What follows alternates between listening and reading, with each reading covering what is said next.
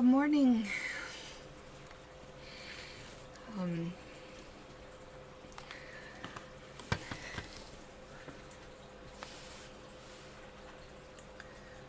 and okay.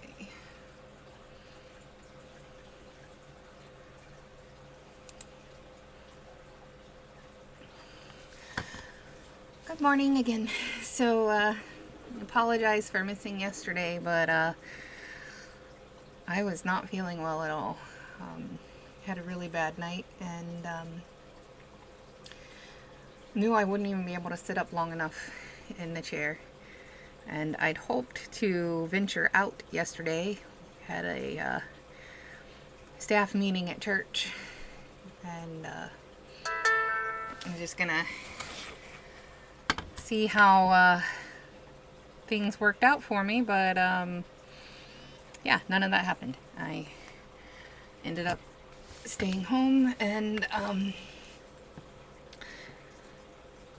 I slept till probably 10, 11 o'clock yesterday, and it didn't even help much. But I'm just reminding myself that this is a marathon, not a sprint. So we're taking our time and going from there. So it looks like no one's joining us yet, but hopefully soon. Today we're going to pick up in Psalms with Psalm 112. We missed Isaiah yesterday. Hopefully you were able to read that for yourselves and find some good information there. Jonathan will be joining us soon, and it usually takes him about another 6 minutes or so to get back, but we will try to stall just a little bit till he gets here. And he's not feeling the best either. Yesterday he just had to do a few errands after dropping off the boys, but he's been working with Lee to get prepared for the show this weekend, and he's definitely dragging and possibly coming down with something as well. So yeah, but like I said, tonight actually is Gideon's last basketball game of the season. He's in Junior Patriots. It's not quite the team yet. It's when they learn the basics and start doing preparing for being on the team. He really enjoys it, and I think that he may be the one that ends up playing a sport. And excuse me. But he'll definitely have the size for it. He's still a little small, but he's growing quickly.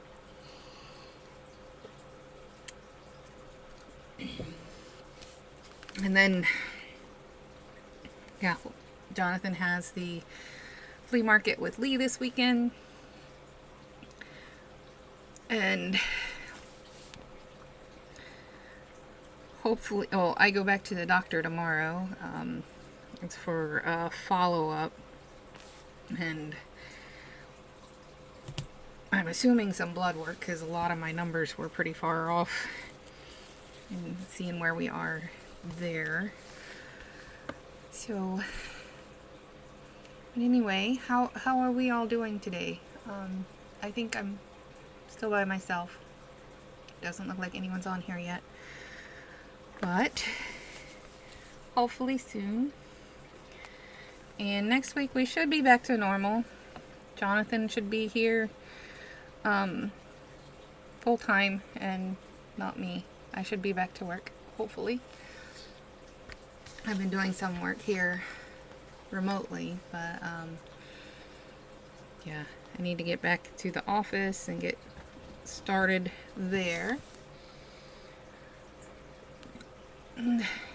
Anyway,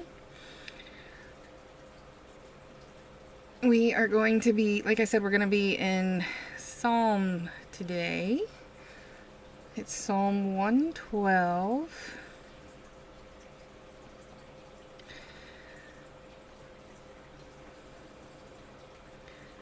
Like I said, I'm kind of stalling for Jonathan. He should be home about any minute. And if he's anything like me, he's probably talking to me, telling me where he is and how much longer he'll be. But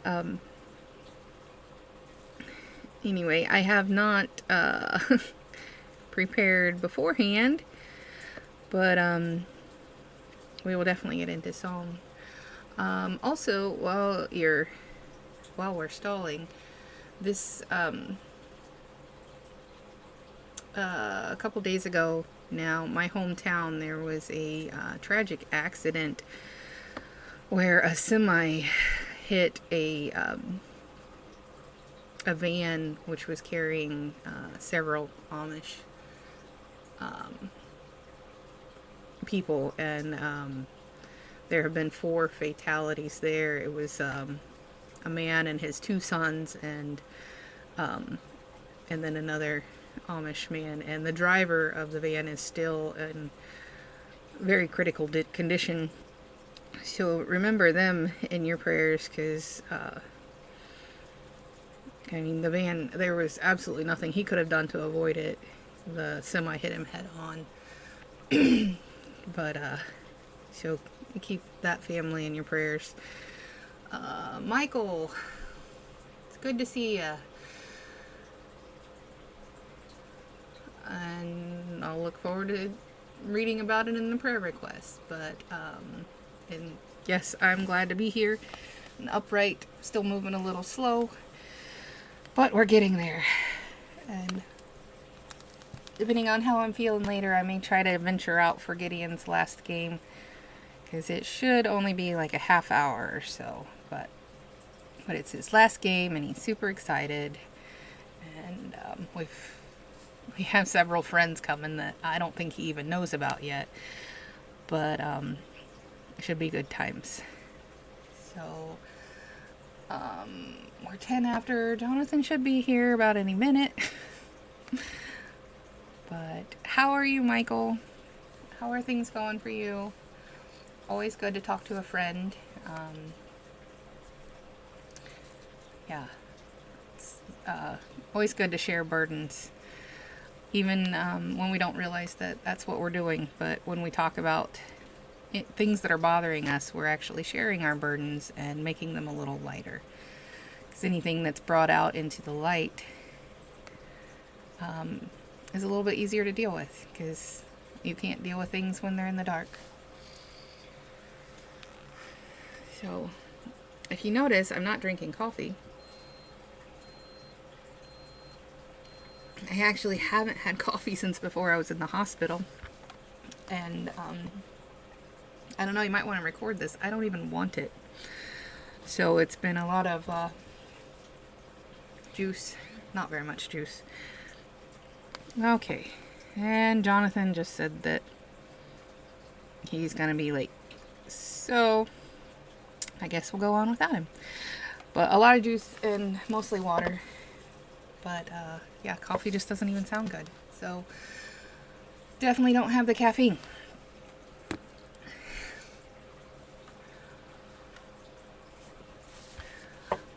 Juice, you know, actually I don't like apple juice. That's probably my least favorite juice. The boys love it, and I'm just not a big fan. But orange juice is my go-to, and it's got the vitamin C, which is something I need right now. So Jonathan just said that he's going to be late and not to wait for him. So we will dive into the psalm, which actually it's the entire psalm. So we're looking at Psalm 112.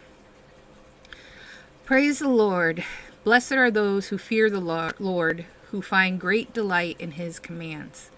Their children will be mighty in the land. The generation of the upright will be blessed. Wealth and riches are in their houses, and their righteousness endures forever. Even in darkness, light dawns for the upright, for those who are gracious and compassionate and righteous. Good will come to those who are generous and lend freely, who conduct their affairs with justice. Surely the righteous will never be shaken. They will be remembered forever. They will have no fear of bad news. Their hearts are steadfast, trusting in the Lord. Their hearts are secure. They will have no fear. In the end, they will look in triumph on their foes. They have freely scattered their gifts to the poor. Their righteousness endures forever. Their horn will be lifted high in honor. The wicked will see and be vexed. They will gnash their teeth and waste away. The longings of the wicked will come to nothing. So, I guess I didn't say it. I'm still not used to doing this, but we do follow the Revised Common Lectionary, which can be found on the Vanderbilt University website. On Monday, we read a gospel passage. Tuesday is a New Testament passage. Wednesday is an Old Testament passage. And Thursday is a wisdom passage. Most often, it is a psalm. So that's where we are today. It's Thursday. So we are in the psalm portion of the week. And interestingly, this psalm starts with praise the Lord. And in all we do, that is the best way to start out. Start with praising, and it helps put everything in perspective. No matter how hard things get or where we are in life, if we remember to keep our focus on God and give Him the praise that He's due, it helps us stay aligned and keep our focus where it should be. So, going on into verse 1, blessed are those who fear the Lord, who find great delight in His commands.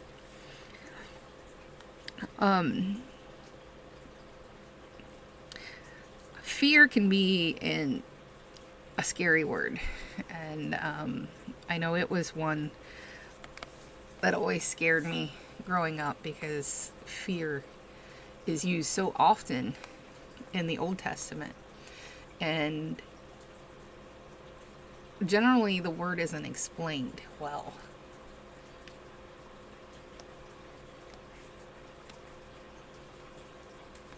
Let's see, Michael, my probably poor take verse 1 frames things. We praise the Lord, yet fear the Lord. It's a parent-child relationship. We don't want to make our parents unhappy. Yeah, you're kind of reading my thoughts here, but fear, it's not that you're terrified of the Lord. It's a healthy fear. It's respect. Like Michael says with your parents, you fear your parents not because they're going to hurt you, but because you don't want to let them down. You want to make sure that you're following the rules, and you also know that they're going to take care of you. Now, obviously, there's times and places where the parent relationship has been broken down and is not a healthy relationship, and that is not something that we're talking about here. We're not talking about the actual fear of a parent that would hurt you. We're talking about the loving fear. And who find great delight in His commands. God has set a path for us. He set up rules for us to follow, not because he wants to make things difficult for us, but because he knows what works for us and how we can continue to go about things. And he knows what works and what doesn't. And without the rules, we're more likely to go with what doesn't work and something that would be more... Words are still hard. Self-seeking and self-centered rather than for the good of all, and especially God. And Michael says, I've said before, I have fear of the Lord withdrawing his grace, which is a good fear, I feel. Yes, that's definitely a good fear. And the fear of losing that relationship is huge. And this reminds me of when I was growing up. I know I've said it before, but I am very much a daddy's girl. Always have been. And my brothers were a little rotten and would always push the rules and get in trouble a lot. But with me, all I had to do was disappoint my father, and that was enough to break my heart.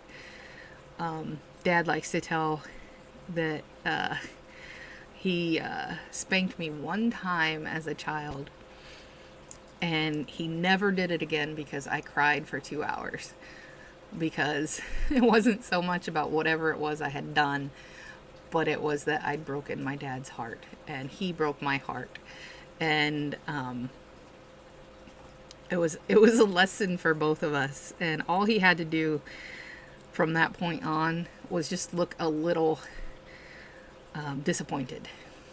Just move his eyebrow in a way, furrow his brows just a little bit, and that was enough for me to be done. And I mean, I suppose Caleb's I'm where Caleb kind of gets it. I was a different kid. I didn't want to try those things, and I wasn't a partier. I didn't want to do any of that nonsense. And, I mean, I was one that would fall in with the crowd, but, I didn't want to go against my parents. Sometimes I think that was my brother's goal in life, was to see how many rules they could break. But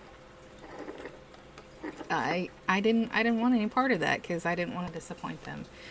And I see that here with God. I don't want to disappoint him. And I just want to, and having his commands sets it up right, nice and easy for us to follow. Easy being the key word here. You know, nothing worth doing is ever easy. It's a choice. Every day you wake up and make a choice to follow God or not. And today I choose God, just like every other day. And I hope you do the same every day. So, moving on. 2, their children will be mighty in the land. The generation of the upright will be blessed. And this is another thing that, yeah, Michael. There's a joke amongst Australian men about our mothers growing. The worst phrase is, I'm not upset, I'm just disappointed. It cuts hard. Yeah. And, funny, it translates across the ocean here, because I have used that phrase myself, and more times than I probably care to admit. I'm not upset, I'm just disappointed. But and that's actually a good point. It goes into what we're talking about here, because we teach that to our children, and our children learn to follow those rules and have that healthy respect and that healthy fear and they want to do what is right. And that is why God is blessing them, making them mighty in the land, because they're upright there. And that doesn't mean sitting upright. It means that they do good.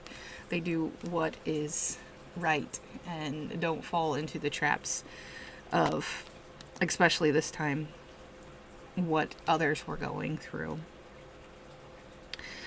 Wealth and riches are in their houses, and their righteousness endures forever. And this can be taken a few different ways, but I mean, I always think we may not have the monetary things, but we are rich in the ways that matter.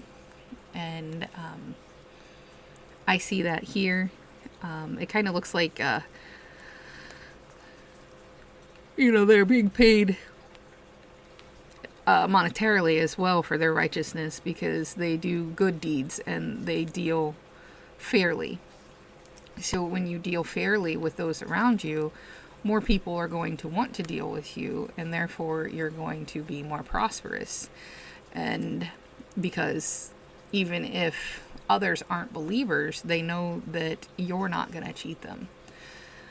So that's something that we can take here into today, and that's just to be upright and moral in all that we do, and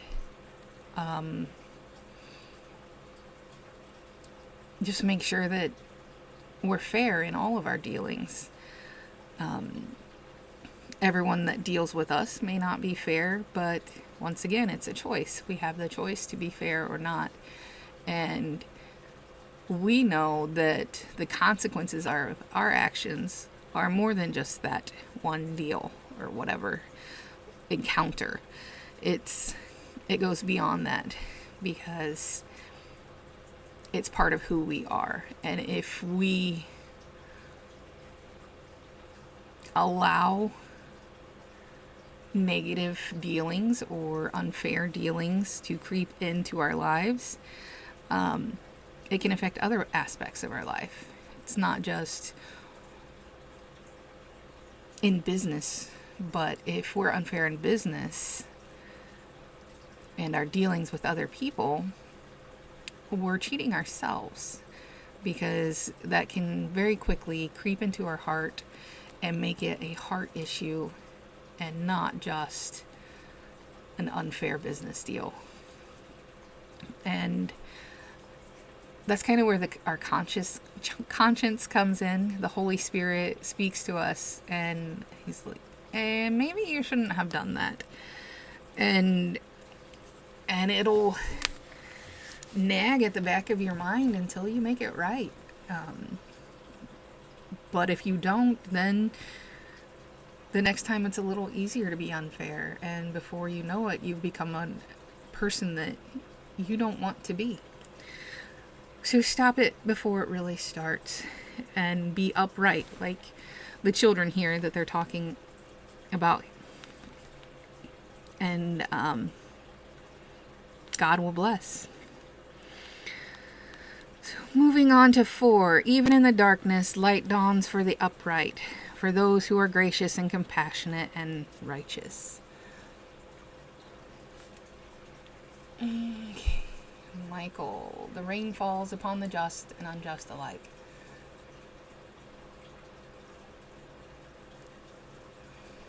Sometimes people who would not be good to us still get rewards in this life. We know our actions have longer impacts, not worth us being unfair back. Absolutely, Michael. And you're not talking too much. I'm struggling, so I do appreciate the help. And that is the thing. Good things are going to happen to the both good and bad, just like bad things happen. It's part of life. You're going to go through things, and it's what you do with those encounters that matters. Do you change who you are? Or do you continue being fair, regardless of what everyone else around you is doing, because you know that that's what's right, and you know that's what God has called you to do. Just because everyone else is doing it doesn't make it less wrong. It just makes it harder to do the right thing. But we know that the rewards for our doing right thing are so much more. And this just continues on there with for those who are gracious and compassionate and righteous. Good will come to those who are generous and lend freely, who conduct their affairs with justice.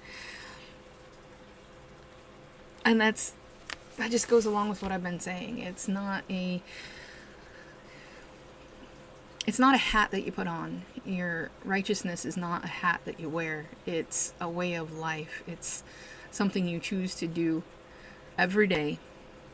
It's part of who you are. And it can't be something that you take off and put aside for this one thing. It's every part of you. And okay, I love when people say the justice system, it's a legal system. The only justice can only come from the Lord, and it won't always happen in this life. Absolutely. And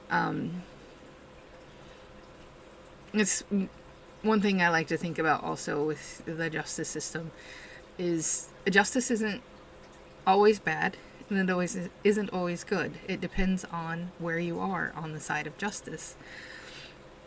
And I like to think of like the murder trials. If you're the one that's done the murdering, justice doesn't look so good. But if you're the family of the one who was murdered, justice is good. The person that took the life of your loved one is going to pay for their crimes, and it doesn't bring your loved one back, but you know that it won't happen to someone else and someone else's family. And that's just kind of my black and white approach for justice, because so often justice is seen in a negative light, but it's not. It's you get what is deserved, and whether it's good or bad depends on what you've done.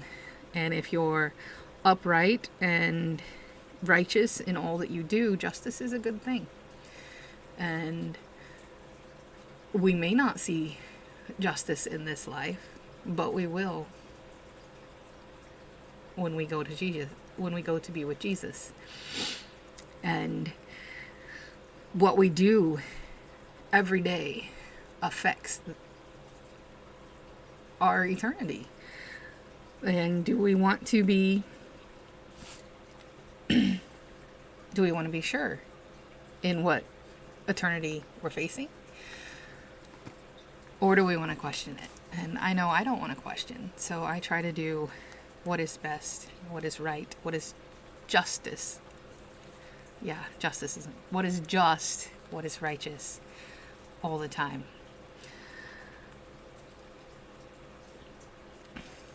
And surely the righteous will never be shaken. They will be remembered forever. This one can be a hard one, because being a righteous person, like I said, it's a choice. You have to choose to do it. And hard times come, because nowhere in the Bible does God say, if you follow me, your life's going to be easy and no bad things are ever going to happen to you. Because that's just not the way it is. But God does promise that no matter what we go through, we will never be alone. He will never leave us. And that is where our strength lies. And that's what it's talking about here. The righteous will never be shaken. They'll be remembered forever because they do trust in the Lord. They rely on God to give them the strength to make it through their day, every day. And God helps us to become the person that He has intended us to be. And He gives us strength in all that we do. We're at 7. They will have no fear of bad news. Their hearts are steadfast, trusting in the Lord. That's just goes along with what I've been talking. Bad things are going to happen. Like I was talking about the accident earlier. I mean, that family has been hit hard, and they could choose to be angry, or they could choose to be just completely destroyed. But knowing the Amish that I know anyway, I would say that instead they are leaning on each other and on God to provide them with the strength and comfort to continue on.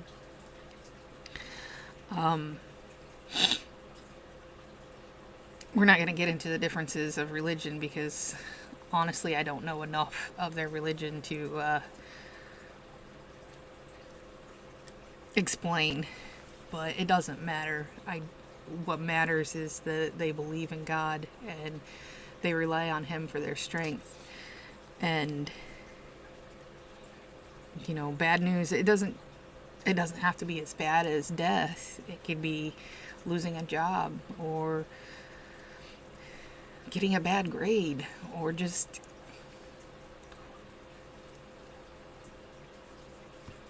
anything little, burning your supper.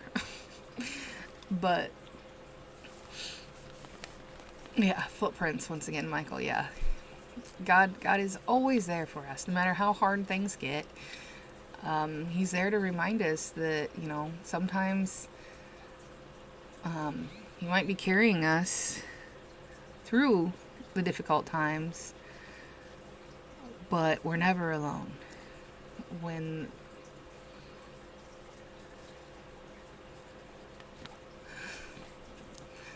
Yes, Michael, they don't use any machinery. I know a little more than I'm putting on, but I don't want to. I don't know enough of their theology to talk about their differences. But I know I've met some wonderful people, and yes, they can not only assemble a barn in no time, but do it correctly. And that's one thing that goes right along with what we're talking about. It's their righteousness. They do things correctly, and they don't try to cut corners. And because they do it this way, more people will go to them and ask them to help. Is it unique to the USA? That's interesting, because a lot of them speak German, so I assumed that it would be from other countries as well. And Jonathan made it.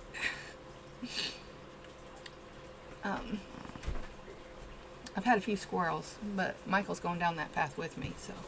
I've been listening to you. I can't, for some reason, my phone won't let me see the chat. Oh. Yeah, mine does that sometimes. Okay, so we're on to 8. Their hearts are secure. They will have no fear. In the end, they will look in triumph on their foes. And one thing I like about the Psalms is it just kind of repeats itself in different ways. It says the same thing over and over again in different manners. Like, now their hearts are secure. They're still just. They don't fear, just like they didn't fear bad news in the last verse. And it's not like they don't have the healthy fear. Obviously, they're not going to go, try to pet a bear because they have no fear. But anyway. Well, they don't fear the things They don't that fear happen in this world. the things that happen in You this know, world. you've been talking a lot about how bad things do happen and this and that, and throughout this whole psalm. One one thing, I mean, when we start talking about the bad things happening in the world, and even looking at the verses about wealth and prosperity and this and that, and we realize that not all Christians are incredibly wealthy, you know. And what the psalm points to up there in the beginning verses about the blessings that come from the fear of the Lord, and how our delight is in his commands, our delight is in his word. So what we look at as wealth and prosperity and good times is his word, his unchanging word. So when these bad things do happen, when somebody gets killed in an accident, when somebody, I heard you say, burn their supper, you know, those things they just roll right off of us, because where our delight is in God's unchanging world, or unchanging word, his command. That's what we see as wealth, as prosperity, as let's see, where we talking about the generation of the upright being blessed, you know, spreading that word, giving that word to our own household. That's where the good times are.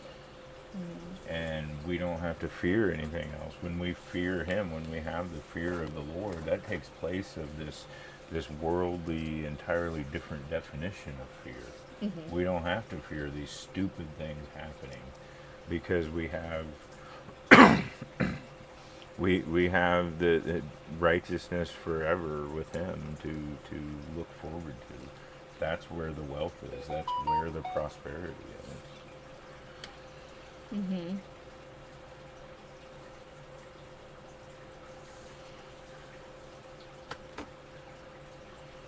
That's true. Michael says, I would, at least for me, beg not to be wealthy, to be too wealthy. Riches in this life separate us from God. We start feeling we deserve this, we are better than the other. And that's true. And look how many times it says in the Bible about the rich man. And that's a lot of Jesus's teaching, and a lot of the prosperity preaching uses Psalm 112 as part of their preaching. But and there are times we see in the Old Testament where God gives material wealth and prosperity to those who follow him and to those who are faithful, but it's not a universal blanket, you're going to be wealthy for following God. And as Michael says, he wishes not to be, you know, I can't read the chat, so I'm just going by what you've read. You know, he kind of wishes not to be wealthy. God knows that for some of us, for many of us, it would not be a good thing. We would be, if we were to be worldly wealthy, we would go down the wrong path, or we would squander and hoard it, and we wouldn't give it, you know, and Wouldn't give freely.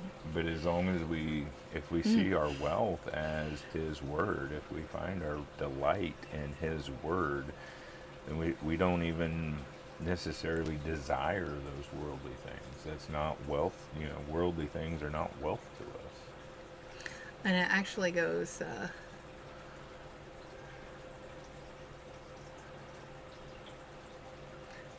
Michael, it was my whole initial, do I watch this Bible study? Porter gave good vibes. Please don't do the prosperity stuff. No, I've never followed along prosperity preaching. I've sat through sermons of prosperity Yes. preaching, and I'll just sit there and shake my head. But it goes well with the next verse, which is 9. They have freely scattered their gifts to the poor. Their righteousness endures forever. Their horn will be lifted high in honor. And I think that's one thing that a lot of us find a lot of joy in is giving to the poor. And like when I went on my mission trip, I know I received so much more than what I gave. And it was such a blessing for them to receive. But while they were receiving things, what we received was something that wasn't tangible, and it was a life experience and the joy, and it was an experience that will be with me for the rest of my life. And I mean, colored pencils and notebooks and musical instruments, they don't seem like that much to us. And when we gave them, we were excited that we were able to give so much. But when you also look around and see there wasn't any colored pencils, there wasn't any notebooks, and they had just a few instruments that were probably older than anyone that was with us. And we had a lot of elderly people. But we were able to give in a way that, in a tangible way, but we received so much more. And that's the thing. When you're able to give to the poor, no matter how small you're able to give, it has a huge impact because you're giving in love, and God multiplies what you give and makes it so much more than what you could have made it on your own. Especially when you give with a cheerful heart. And because that's how we are to give. We're to give with a cheerful heart and not as if it's a burden, because it's not. Everything we have belongs to God anyway. So why should we not share it with those that have less than us? You look like you were going to say something. No. Okay. Trying to sit upright at the moment. I really don't feel well. Okay. Well, we're almost at the end, so. But their righteousness endures forever. Their horn will be lifted high in honor. And that doesn't mean that there's going to be monuments or anything for these people, but they're who they were and how they behaved is something that would live on through generations after that, the stories. And it would also be in the surrounding communities. You know, like you would want to deal with these people because they always treat you justly and fair. And you don't have to worry about being cheated if you make dealings with these people. And I mean, we can even look at that today. We know that there's companies that are okay to deal with, and there's other companies that have horrible products and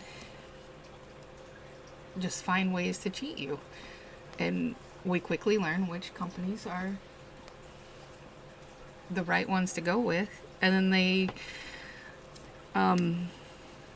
what's my word? They get a reputation, and that reputation continues long after anything that they're going through. His horn will be exalted in honor. That kind of says that, you know, people will take notice. People will, others will lift you up, not because you've deceived them, not because you have this material wealth, not because you, I don't know how else I was going to say it, but they will lift you up. They will remember you. They will honor you because you didn't abuse the power that you had. And you know, tying that in with what you say about the businesses and stuff, you know, you can even take that down to a personal level. Yeah, you may not, there may not be statues and songs written about you, but people will remember what you did with your life. And it kind of echoes to the point of they will see that you became, or were, we often say being the embodiment of Christ. You were the God that you worshiped as Mhm. much as you could be in your world. Yeah, exactly. And the last verse kind of puts it in a different perspective. The wicked will see and be vexed. They will gnash their teeth and waste away. The longings of the wicked will come to nothing. Because they'll see that we're different. And they'll see that no matter what comes our way, doesn't change who we are. And they won't understand, or they'll be angry. And what they want, they'll never get enough of anything they want because they're missing out on what's truly important. They say that Jesus-sized hole in our heart. When the wicked, they try to fill it with whatever they can, but it doesn't fit. And no matter how much stuff they get, how much wealth they accrue, how much followers they get, it doesn't make up for what's missing. And God is that difference. And that's actually a good way to spread the gospel, because people will see that you're different and say, well, what's different about you? Why is this not bothering you in this way? And then you can discuss how God has changed your life and makes you want for different things. You don't need the things of this world any longer, and you appreciate the things that are not of this world that much more. Got anything? You making it? You gonna make it? Yeah. So, that's actually the end of our psalm.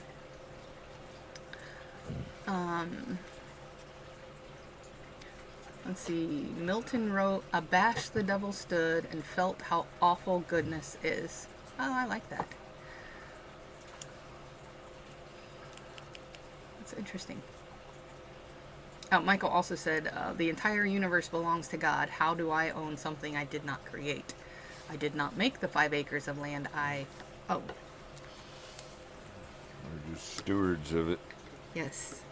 And we are called to be good stewards of all that God gives us and give it when it's asked of us. But yes, we don't truly own anything. It all belongs to God. And the more we see that, the better our life will be. So, do you have anything to add, my love? I'll just say, sorry I missed this, because Psalm 112, especially if you read it with Psalm 111, the two echo each other. And if I had been sitting here, I probably would have read Psalm 111 and 112. But Sorry. no, that's okay. But it really ties together everything we studied this week, especially if you also studied Isaiah yesterday when we weren't online.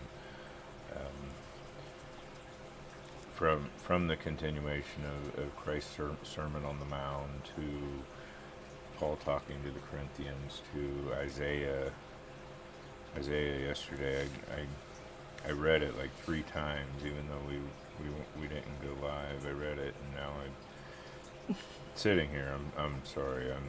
I'm sick, but I can hardly remember what I read in Isaiah. But just reading the psalm this morning before I left to take the boys, like, man, that really ties together every reading from this week. And that's what I like about the Revised Common Lectionary, because it tends to do that. And, with intention. I mean, it's not always the psalm that does it, but there's almost always one of the passages just encompasses everything. And But I think the big point of the week is it's all about God and His righteousness and others seeing God through our lives, not by our own power, not by our own doings. That's what a big part of Isaiah was the empty checklists of following God. You know, he talked a lot about you're fasting, but you're not taking care of the poor, and you're not clothing the needy. You know, when you do it, you live life intentionally with a focus on God. That is where you find that fear in Him that replaces all man-made fear with a very different kind of reverence, and that delight in His Word replaces our delight in all worldly possessions and things. Yeah, I was just going back and reading Isaiah, and Okay. Well, you could read it real quick. I mean, we didn't get to do it okay, live. yeah, we'll go ahead. Isaiah 58, 1 through 12. Shout it aloud, do not hold back. Raise your voice like a trumpet. Declare to my people their rebellion, and to the descendants of Jacob their sins. For day after day they seek me out. They seem eager to know my ways, as if they were a nation that does what is right, and has not forsaken the commands of its God. They ask me for just decisions, and seem eager for God to come near them. Why have we fasted, they say, and you have not seen it? Why have we humbled ourselves, and you have not noticed? Yet on the day of your fasting you do as you please, and exploit all your workers. Your fasting ends in quarreling and strife, and in striking each other with wicked fists. You cannot fast as you do today, and expect your voice to be heard on high. Is this the kind of fast I have chosen? Only a day for people to humble themselves? Is it only for bowing one's head like a reed, and for lying in sackcloth and ashes? Is that what you call a fast, a day acceptable to the Lord? Is not this the kind of fasting I have chosen? To loose the chains of injustice and untie the cords of the yoke, to set the oppressed free and break every yoke? Is it not to share your food with the hungry, and to provide the poor wanderer with shelter? When you see the naked, to clothe them, and not to turn away from your own flesh and blood. Then your light will break forth like the dawn, and your healing will quickly appear. Then your righteousness will go before you, and the glory of the Lord will be your rear guard. Then you will call, and the Lord will answer. You will cry for help, and He will say, Here am I. If you do away with the yoke of oppression, with the pointing finger and malicious talk, and if you spend yourselves in behalf of the hungry and satisfy the needs of the oppressed, then your light will raise in the darkness, and your night will become like the noonday. The Lord will guide you always. He will satisfy your needs in a sun-scorched land, and will strengthen your frame. You will be like a well-watered garden, like a spring whose waters never fail. Your people will rebuild the ancient ruins, and you will raise up the age-old foundations. You will be called repairer of broken walls, restorer of streets with dwellings.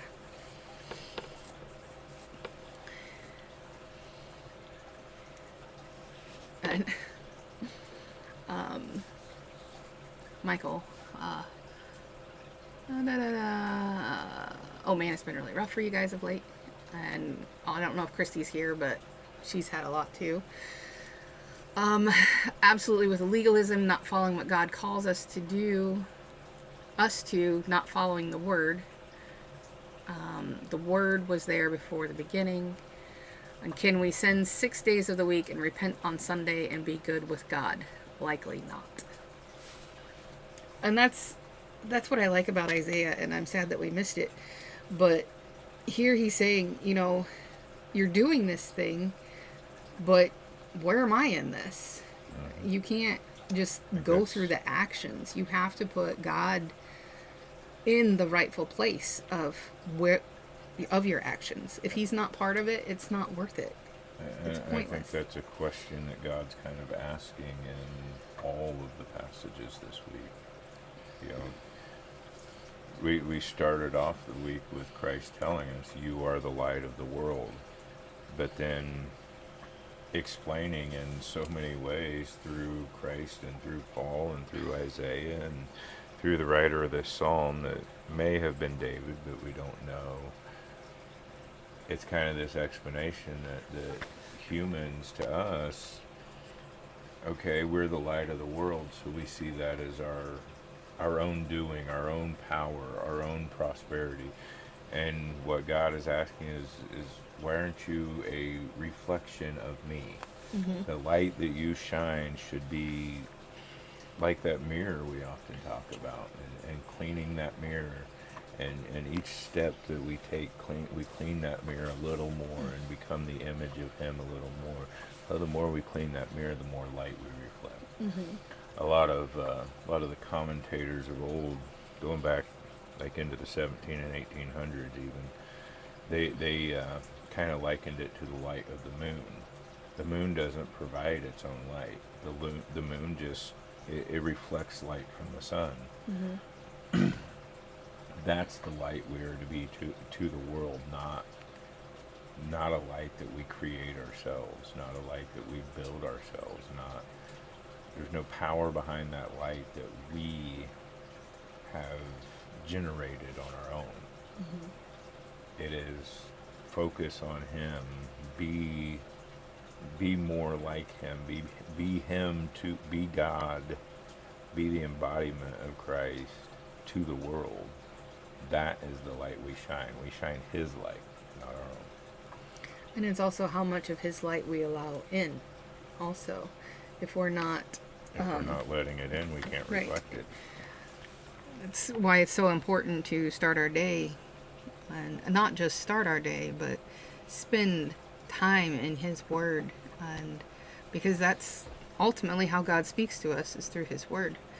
And we can't give from what we don't have. So if we don't have God in us, He can't flow through us to those that we encounter. You good? Hmm. You good? But it's about 9 o'clock now. And, yes, as Michael says, I really loathe those who think they have loopholes in our faith. And it's like Porter says, we do this with intent.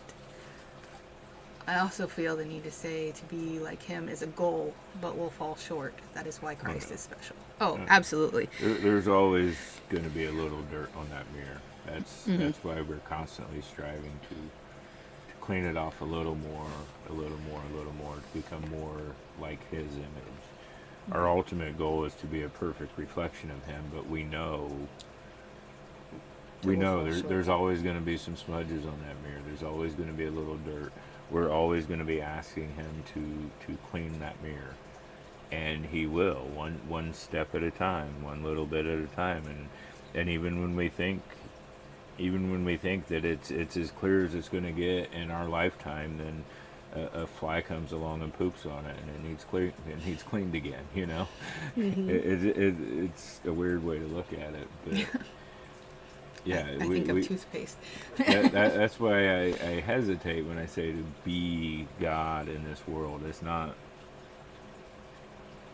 For one, it's something that we can't attain, but it's not actually being Him. It's being that embodiment of Christ that we often talk about. It's showing Christ to the world, reflecting Christ to the world. And we are imperfect humans. We are going to do that imperfectly. There's always going to be a little bit of smudge on that mirror. Mm-hmm. But the idea is that we are reflecting as much as Him as we can. We strive to be like Christ, but we know that we'll fall short. But we continue to strive. And when we fall short, we pick ourselves up and do it again. Let's try again, and know that God's still with us and still guiding us. And He's the perfect example, and we just have to share that example with others. It's the aspiration and doing our best. He cares we try. We're never going to be perfect. That's right. and we're never clean, really. Yep, exactly. So, since we're both feeling crummy, it was probably a good place to end it for the day. Yes. So next week, like I said, we should be back to normal. I should be back to work. I'm going the wrong direction. I feel like that should be the other way.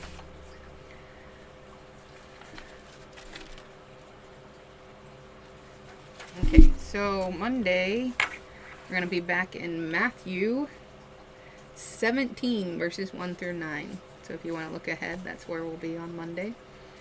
And Jonathan back in his seat, God willing.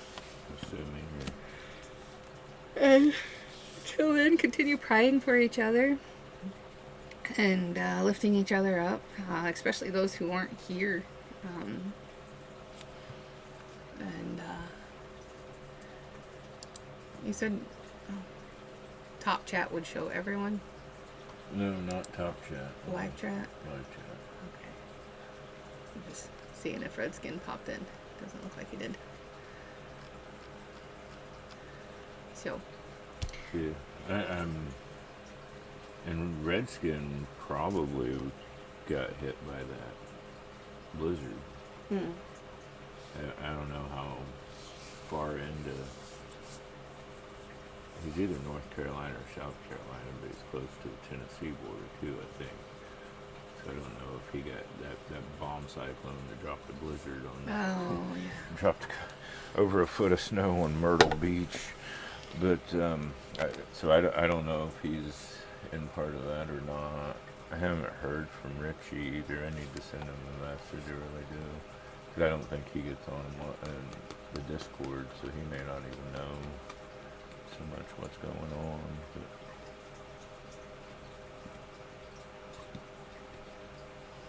Yeah, you check with him. Maybe you can do something, Michael. So you can chat with Redskin and see if maybe you can help him with whatever his issue is. But well, his Redskin's YouTube issue, he's been labeled as a bot. The algorithm has decided that Redskin is a bot, and we know he's not. But so he won't. It's not just our videos; it's every video he comments on. So, keep each other in prayers, and God willing, we'll see you all on Monday. And just remember to keep your focus on Jesus and don't let the world change who you are, because God has given us our identity and we are His beloved children. So take that identity with you wherever you go, and love one another. Anything? No, just have a blessed weekend. Michael, get rest, and if in doubt, go to the hospital. I really don't want to, but hopefully we're beyond that. I'm seeing my regular doctor tomorrow, so. But yes, we'll see you all on Monday. And you just have a blessed weekend. Love you all. Love you all.